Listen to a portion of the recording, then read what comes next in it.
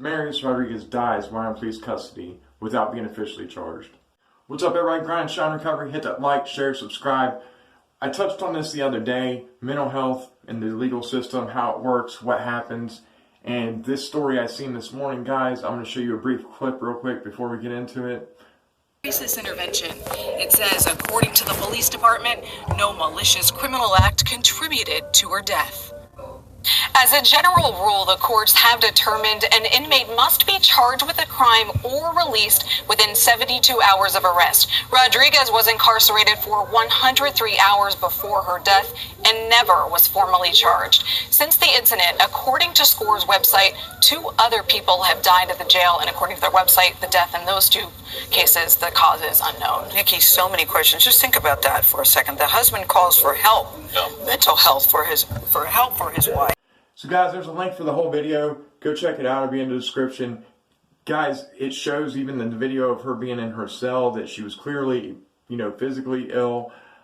They did not get her the right medical treatment. They didn't get her any medical treatment from what the family says.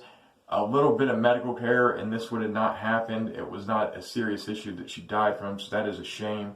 As well as she was held over 72 hours without being officially charged, which was against her rights. And, guys, this should have never happened. When, families calling to get their loved one mental health help, whether it's a domestic issue or not, it should be pretty obvious to the officers on how to handle it. And I believe also officers should be trained on how to assess whether a crime is a mental health issue more so than a crime.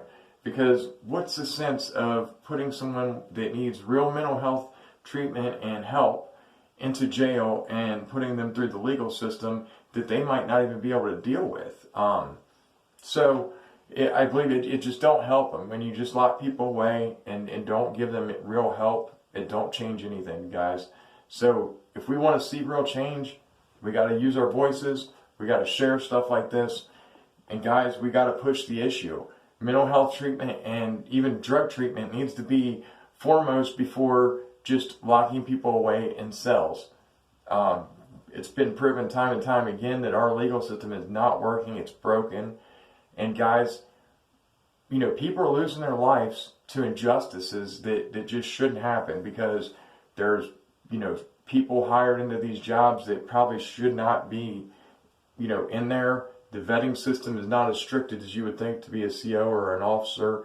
Really, if you have a high school diploma and a clean background, I believe that's all you need to become an officer, a CO at least in a lot of the jails in Ohio. I know that's the requirements. So I think the vetting system for legal officers need to be a lot higher. I think the training needs to be a little more in depth, and I think this issue has to be addressed.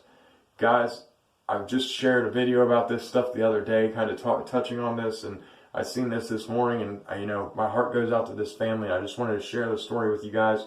Let me know your thoughts in the comments. Guys, as always, stay up.